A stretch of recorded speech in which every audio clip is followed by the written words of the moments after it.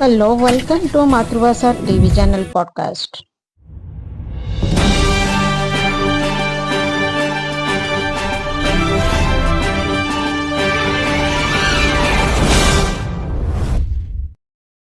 दर्शक बंधु भिडियोटी को लाइक करंतु शेयर करंतु जदि आपण माने आम चैनल को नुआ करी देखुथिबे तेबे सब्सक्राइब करी पाखरे थियो बेल आइकन को प्रेस करी ऑल ऊपर क्लिक करिया जमा भी भूलबेनी।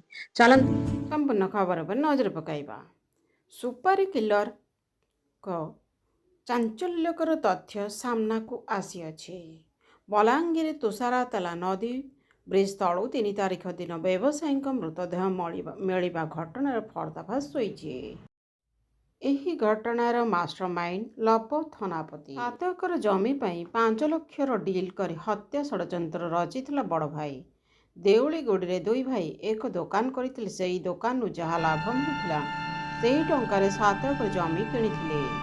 ଏହି ଜମିକୁ ହଡପ କରିବା ସହ ଦୋକାନକୁ ନିଜର କରିବା ପାଇଁ ସାନ ଭାଇ ନଟରାଜଙ୍କ ସବୁଠୁ ଘନିଷ୍ଠ ବନ୍ଧୁଙ୍କ ଜରିଆରେ 60,000 ଟଙ୍କାର ସୁପାରି ଦେଇ ହତ୍ୟା ଭିଆଇଥିଲା। को सब्सक्राइब करी पाकर तो वाला आइकन को दबाई ऑल ऊपर क्लिक करिए जमा भी भूलबेनी।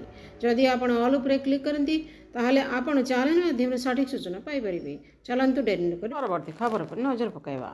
महाराष्ट्र सतारार आरे दरे गाँव रे सेतेबेले समस्त आखिर धार धार लुह बोही आसिला। कहीं एक दुखद घटना घटी जाइछि।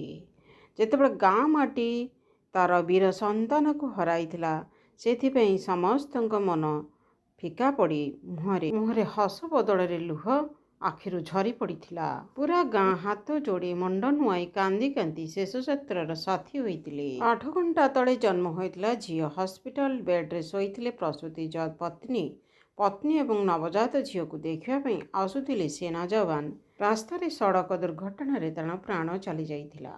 कहार नजर लगी गला एपरी समस्ते कहाकुही हेले।